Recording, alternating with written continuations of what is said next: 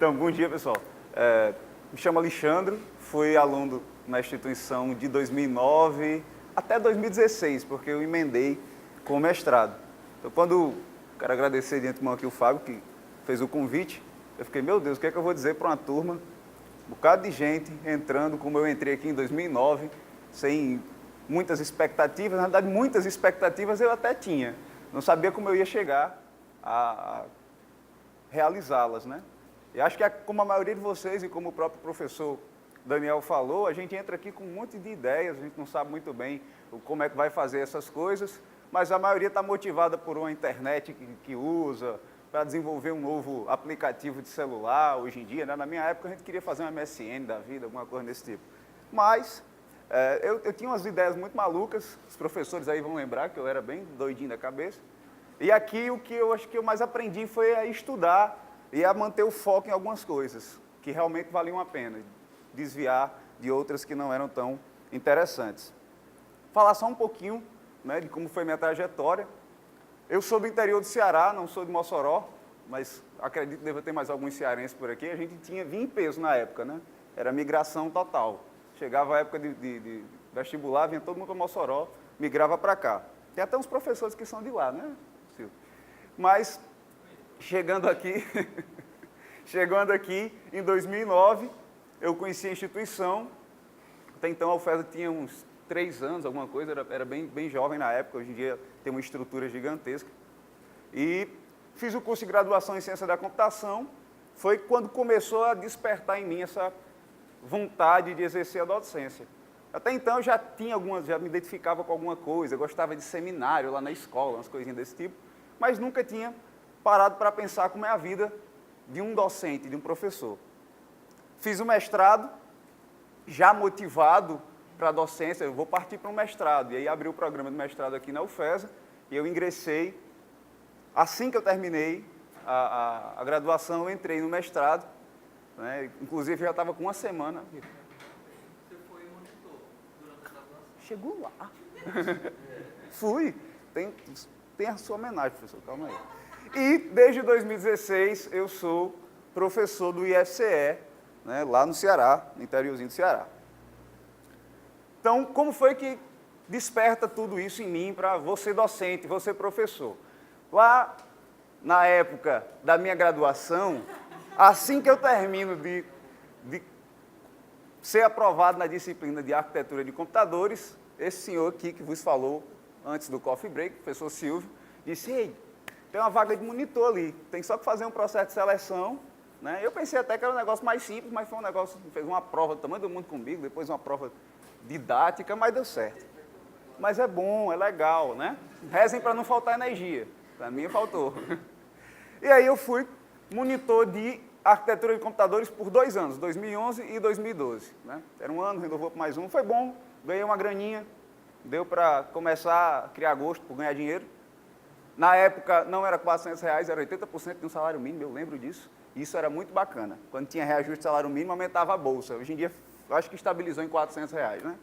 E também pesquisei com a professora Angélica, eu fui bolsista voluntário da UFESA Virtual, em que pé anda a UFESA Virtual, né? Mas na época, a gente começou a trabalhar juntos, e o professor Marcelo, ainda é professor?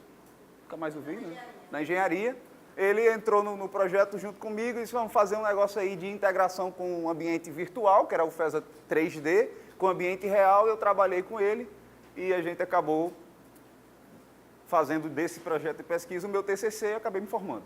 E foi legal, né? Eu levei uma pancada, levei surra pra caramba da banca, né? Daniel Faustino sentou a sola, Angélica, todo mundo bateu em mim na banca, é normal, você se acostuma a apanhar. Esse pessoal aqui é o pessoal mais feliz, ele bate em você rindo. Isso é o dom de ser professor, né? E o que foi mais interessante nessa época é que às vezes a gente chega, está lá no terceiro ano, no ensino médio, né? Não sei se vocês ainda escutam isso, mas eu escutava direto. Não, quando você entra na universidade, o professor joga um livro em cima da mesa e você que se vire. E eu vim preparado para isso, né? Eu cheguei aqui e conheci essa galera que jogava o livro em cima da mesa, mas você não se virava não, ele lhe cobrava. Esse cara aqui me cobrou demais. Essa aqui também, meu Deus. Então, eles pegavam no pé, eram ótimos professores. E aí, poxa, que cara, que trabalho legal que esse cara está fazendo. Eu não estudava nada e o cara está me forçando a estudar, me forçando. Porque ninguém gosta de estudar, né? Vocês gostam? Ninguém gosta. Mas o cara me forçou, eu aprendi a estudar. A forma correta de estudar cada uma das disciplinas. E eu aprendi e gosto de passar isso para as outras pessoas. Então, eu passo isso para os meus alunos. Vocês têm que estudar assim. Porque desse jeito que você está estudando aí, está tirando zero, está errado, está levando fumo. Não vai dar muito certo não esse negócio. Então você muda o jeito de estudar. Toda disciplina, toda atividade que você tem que fazer, você tem uma forma diferente de estudar. Você tem que praticar aquilo que você vai fazer. E vocês vão se deparar muito com provas práticas. Porque a gente desenvolve sistemas, a gente trabalha com programação. E no decorrer do curso de vocês, principalmente depois do 5º semestre, vocês vão se deparar muito com projetos para terminar as disciplinas. Ninguém faz mais provinha não, prova não, deixa lá, agora vamos fazer um projeto, desenvolver um projeto bom. Normalmente é assim, espero que não tenha mudado, porque isso foi muito bom. E aí eu entro no mestrado, para você ver como o cara era bom, eu gostava muito dele, estou puxando sardinha aqui para o lado dele, porque não bateu muito. Então, fiz a monitoria com o Silvio. Quando fui para o mestrado, eu procuro quem para me orientar? Silvio. Aí vou lá trabalhar com o Silvio. Em que área? Arquitetura de computadores. Aí eu vou trabalhar lá com a arquitetura não convencional hipnose e trabalho especificamente com hierarquia de memória. Fiz lá, apanhei mais um bocado no mestrado, né? Muita peia, né? Brigava comigo, mandava mensagem chamando atenção. Isso é normal. Acostumem-se. Isso é bom, porque isso lhe dá maturidade. Se você não tem autodisciplina, como eu, não tenho disciplina nenhuma, até hoje ainda não tenho, é muito difícil, por isso que eu me casei também, tenho uma esposa que eu amo, está ali atrás, e ela me ajuda muito com disciplina. Né? Tenho disciplina hoje porque as pessoas me cobram. Se você não tem, é importante que você tenha um orientador que bata em você rindo. E aí, quando eu entro no IFCE, como é que aconteceu? Também devo a esse cara, Silvio, me emprestou o projetor para eu dar aula, a prova didática, que me liberou de uma avaliação.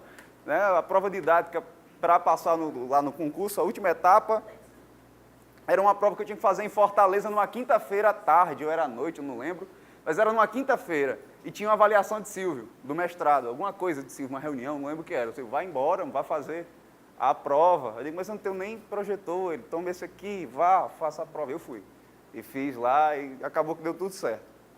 E eu entro no IFCE ainda fazendo mestrado.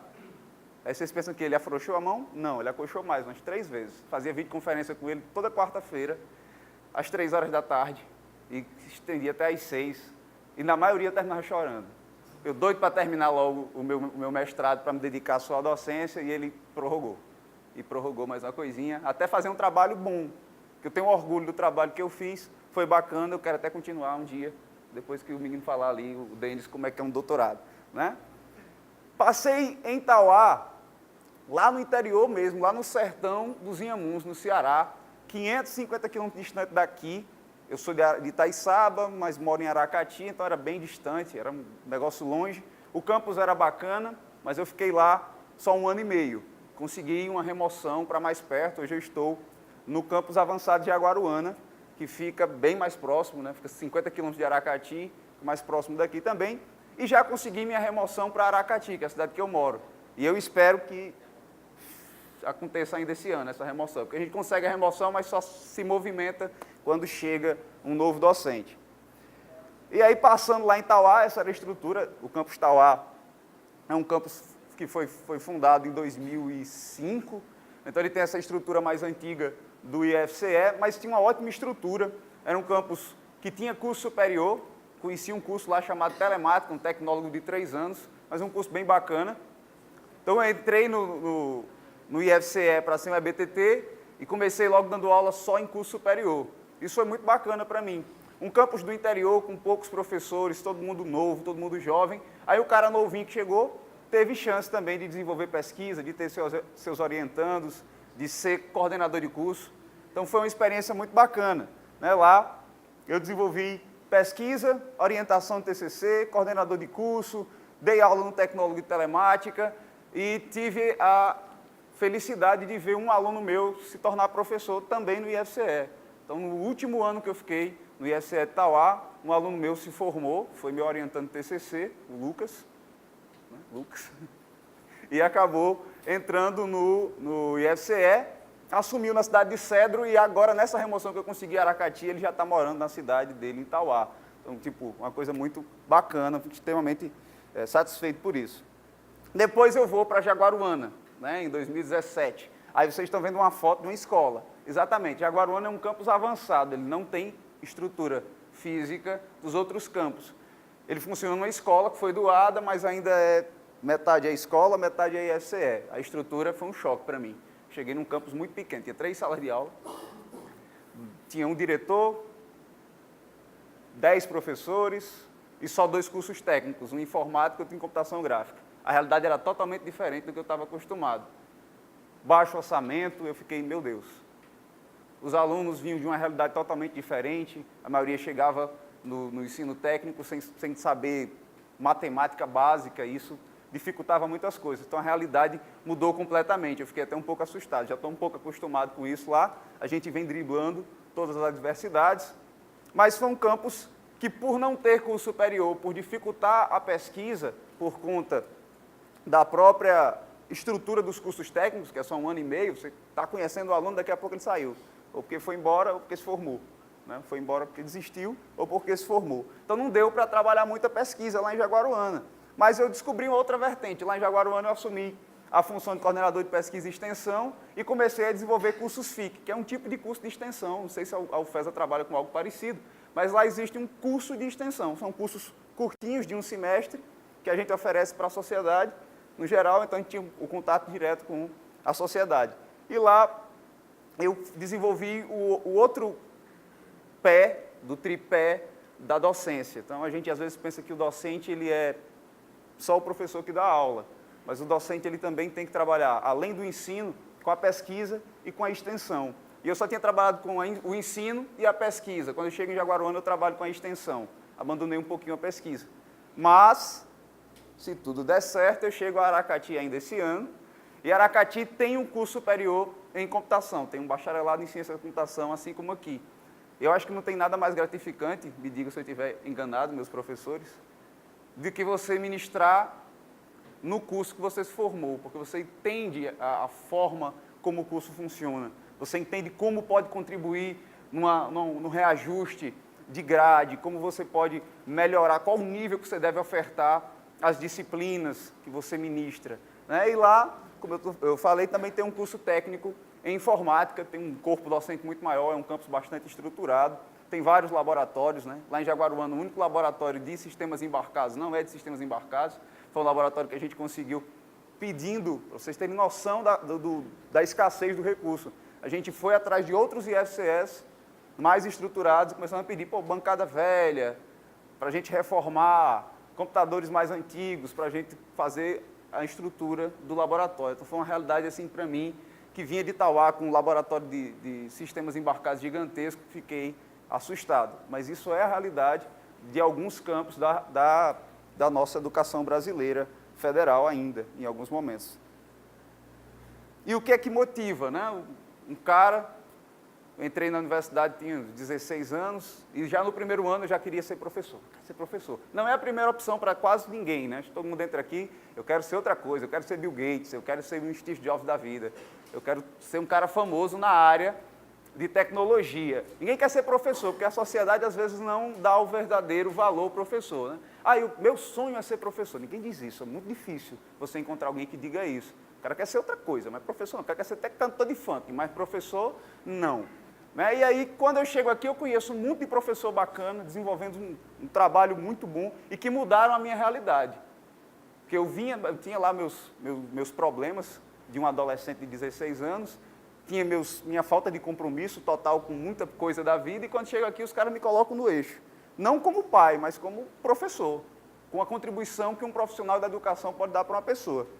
E aí eu desenvolvo essa identificação com a docência, e a coisa que mais foi cômoda, eu consigo trabalhar no interior do estado do Ceará, que é o local onde eu vivi a minha vida toda. Todo ser humano ele tem a necessidade de voltar em algum momento para o lugar de onde saiu.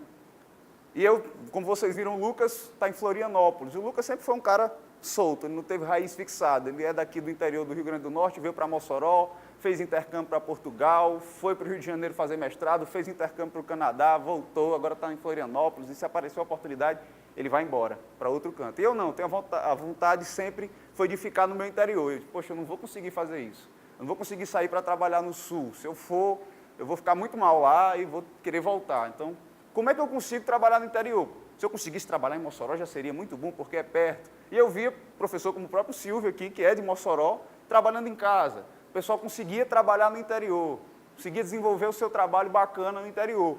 Então, isso foi também fundamental para mim. E hoje eu trabalho como docência no interior. Então, para mim, isso é muito bom. Não preciso ir para as grandes metrópoles para trabalhar, principalmente no Ceará, que o IFCE tem 34 campos. Então, ele está espalhado pelo interior mesmo, está bem dissipado. Quais são as principais dificuldades que eu enfrentei na docência nesses poucos 3 anos de docente, né? O baixo orçamento foi o que me chamou mais a atenção. Você chega numa instituição federal, você imagina, visto tudo aqui é top, né? Apesar da gente vir aqui da UFESA, na minha época, a UFESA tinha algumas limitações, agora está bem melhor, pelo que eu estou vendo, mas ainda existem as limitações, ainda tem muita limitação.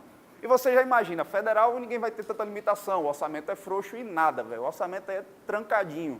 Tem uns negócios lá que o pessoal que é da contabilidade entende, você não consegue tirar o dinheiro que está sobrando aqui para colocar aqui para fazer um laboratório bacana, você não consegue, é tudo muito amarrado. E isso faz com que a gente tenha que se desdobrar, às vezes tirar do próprio bolso para ver o negócio funcionando, para ver uma pesquisa funcionando. Isso me deixou um pouco, meu Deus. Mas é uma dificuldade que eu aprendi a driblar com o tempo.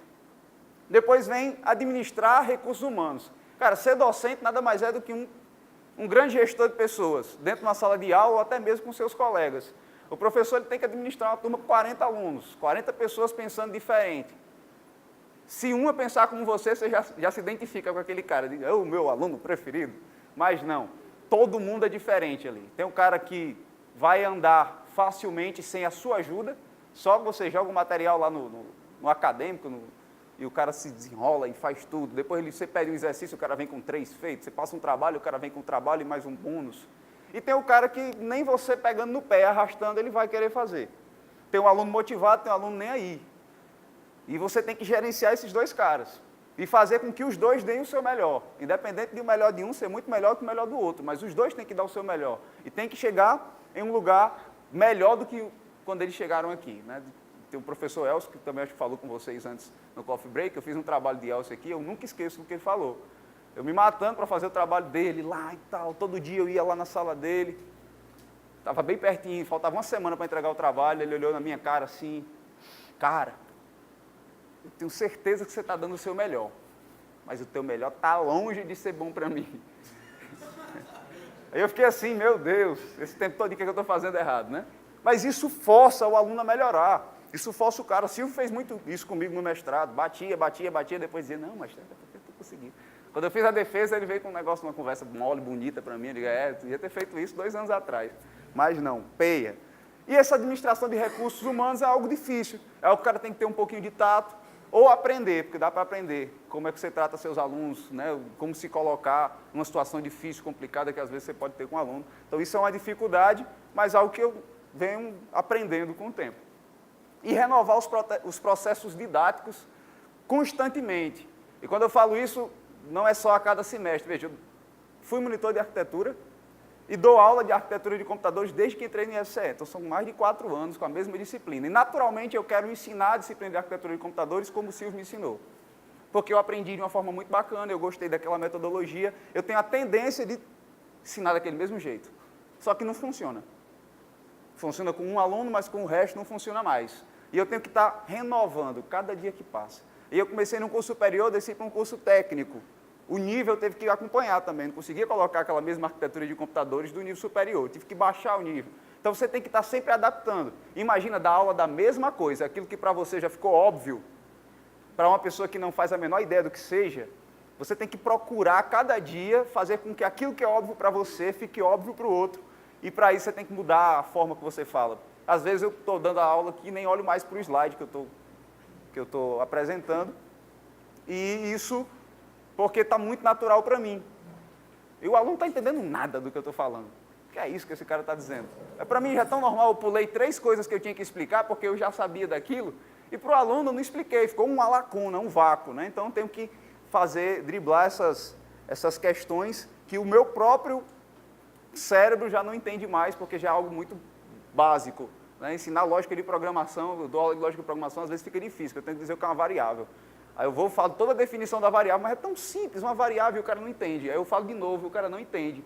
Aí eu dou um exemplo, o cara não entende. Aí a gente usa a animação, aí o cara entende. Né? Então a gente vai mudando o processo didático o tempo todo. Mas, além das dificuldades, a gente tem muita gratificação. Né? Então, quando o aluno chega no fim do semestre, ou mesmo depois de uma avaliação, professor, eu tirei um 0, mas eu aprendi. Isso já começa a motivar, né? Mas tem um cara que tirou 0 na primeira avaliação e na última ele se desdobrou e conseguiu tirar uma nota muito boa e foi aprovado. E aí ele chega para você, professor, eu consegui aprender, cara, eu entendi que eu tinha que estudar assim. Isso é bom. Isso é muito bom para a gente, como profissional da educação, receber um feedback positivo. Aqui a gente tinha também as avaliações docentes. Lá no ISR a gente tem semestralmente. Semestralmente os alunos estão falando anonimamente, mal ou bem da gente. Isso é bacana também, né? Tem uns caras que dizem assim, ponto. Só tem um ponto, o comentário do aluno, não ajudou muita coisa. Mas tem uma galera que bota umas mensagens muito bacanas, e umas mensagens que ajudam. Eu entendo a crítica também como algo que pode me ajudar a crescer, a melhorar. Reclamavam da minha pontualidade. Os alunos chegavam de ônibus e acabavam chegando, a aula começa às 6h20, os alunos chegavam às 7 horas. Aí, com o tempo, eu fui começando a aula às 7 horas. Aí, os alunos que chegavam às 6h20 reclamavam da pontualidade. Eu comecei a aula às 6h20. Aí, os alunos que chegam às 7 horas reclamam, mas aí não posso fazer nada, né? Então, a gente vai se ajustando e realmente vai tendo compromisso. Os alunos formados que conseguiram atingir seus objetivos profissionais. Eu tive 3 orientandos e os 3 hoje trabalham. Um é professor, a Regiane, na realidade, ela não trabalha, ela está fazendo curso superior de engenharia de computação lá na UFC. E o Nino, ele trabalha ele é empreendedor, ele fez um negócio lá na área também, desenvolve software, trabalha com manutenção de computadores, ele está se virando. De um curso tecnológico lá no interior de Tauá, o cara está conseguindo se virar, graças ao curso. Isso é gratificante. Aí os caras chegam e mandam mensagem. O Lucas mandou uma mensagem para mim, aquele trabalho lá que a gente fez, publiquei, deu certo, ficou massa. Isso é bacana, isso é gratificante. E trabalhar com uma coisa que, na minha opinião, é a única coisa nesse mundo que consegue mudar verdadeiramente a realidade de uma pessoa, que é a educação. Então, a educação mudou a minha realidade. Eu sou filho de agricultor, minha mãe é agricultora. Meu pai fez até a 4ª série, minha mãe tem a 6ª série, e eu passei a minha vida inteira ouvindo minha mãe dizer, você não vai ser como eu e seu pai, você vai estudar e vai conseguir uma coisa melhor, não vai trabalhar na lavoura, no roçado. E, de fato, hoje eu não trabalho na lavoura, no roçado, eu trabalho no ar-condicionado, meu pai sempre diz isso, você trabalha no ar-condicionado, não tem nem para que estar preto, queimado do sol, né? Porque trabalha no frio, na sombra. Eu tenho mestrado, pretendo fazer meu doutorado, e na minha família, eu fui o primeiro a me formar. Então, mudou a realidade totalmente da minha família e provavelmente os meus filhos vão continuar nessa realidade. Então, você muda, você pega uma família de agricultores, já começa um cara que é professor e os filhos dele provavelmente vão ser outra coisa, e aí vai mudando toda a realidade de uma família humilde lá no comecinho, que continua com humildade, mas já trabalhando outras perspectivas. Certo? Então, pessoal, é isso que eu acho bacana da educação, essa minha experiência de vida como docente, são só 3 anos, longe de chegar ao nível dos meus mestres, mas um dia quero também, como eles, ter muito mais história para falar. Mas, por enquanto é isso, eu sei que para vocês ainda tem muita coisa pela frente para vocês decidirem, mas não descartem a possibilidade de trabalhar com a docência, direto ou indiretamente, beleza? E é isso. Obrigado.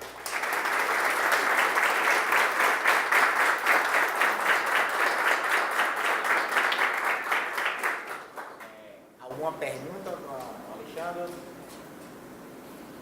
Silvio, quer se defender aí? Silvio? Não, está satisfeito. O que ele falou é quase tudo verdade. Quase tudo verdade. Eu queria saber, vocês que dificilmente a pessoa entra na universidade com essa visão de ser professor, né? Bom, no meu caso, eu entrei com essa vontade. Que massa. Eu queria saber em que momento você se descobriu como tendo essa vocação para ser docente. Como eu te disse, desde o começo eu já gostava daquele negócio do seminário, lá do ensino médio, né? O professor passava um seminário público e gostava muito. Então, o que eu fazia muito aqui na UFESA, tinha biblioteca lá, tinha prova à noite, o curso era noturno. Eu passava o dia, a manhã estudando, e vinha à tarde, passava a tarde com os meus colegas ensinando o que eu aprendi, ajudando. Então, eu gostava muito disso, eu gostava muito de compartilhar aquilo que eu sabia. E eu aprendia mais rápido quando eu fazia isso. Então, quando eu estudava só, eu ficava de frente para o espelho, me explicando. Então, tipo, é uma coisa, era loucura mesmo. Minha mãe dizia, tu está ficando doido, menino. Mas era uma coisa natural para mim. E quando eu entro aqui, que eu sou motivado pelos professores, eu vejo, eu começava a cutucar mesmo, como é isso, né? Eu começava a perguntar como era a vida de professor universitário, que eu queria fazer isso também. Eu não sou um professor universitário, sou EBTT, mas é muito parecido um pouquinho as realidades. Então, já tinha a sementinha, e quando eu entro aqui, no primeiro ano, eu já me descubro por influência dos próprios professores. Mas se tu já gosta do começo, massa. Eu também me identifico bastante. Ô, maravilha, Senhor. Principalmente essa parte de ensinar, de aprender dessa forma. Você sempre se explicando, fazer isso com minha mãe, ela ficava indignada. Acontece, não entende nada. Eu muito para ela e era a melhor forma de eu aprender. Fazer isso na aula, às vezes eu não fazia uma atividade para ensinar os outros, mas era bem divertido, porque eu aprendia mais. Só queria saber se em algum momento precisou, tipo assim, alguma área de licenciatura diretamente para começar a ensinar. Assim, Não. Com o bacharelado em ciência da computação, você já consegue nas instituições federais, né? Não é necessário você ter mestrado e doutorado, como no caso das universidades, é obrigatório o doutorado, né? Aí caso não tenha classificados com doutorado, se eu estiver falando alguma coisa errada, aí eles baixam o nível para mestrado. Então o cara tem que entrar pelo menos com mestrado na Universidade Federal. O Instituto Federal ele ainda recebe o cara só graduado, e aí ele pode crescer dentro da instituição, fazer especialização, mestrado. Mas se não me engano, 2020 ou 2022, aí há uma lei que obriga todos os professores que são bacharéis a fazer uma especialização em docência. Mas é um negócio que ainda está acontecendo aí, você pode fazer uma especialização. Mas para entrar de imediato, a galera que está entrando agora, o IFCE está convocando agora o pessoal que está entrando agora, todo mundo só bacharel. Aí entra, some, desenvolve a docência. Eu duvido muito que uma especialização vai ensinar a pessoa a ser docente. Ele vai aprender a parte da ciência, da docência, mas o sentimento de ser docente, aquele feeling, você só tem na prática, fazendo. Quando você começa a mexer com o aluno, né? Eu brinco muito com os meus alunos, porque eu digo que aluno é um bicho muito parecido com gente, né? Ele sempre arruma um jeito de lhe desdobrar de alguma forma. Então, esse sentimento você só aprende no tato, é fazendo mesmo.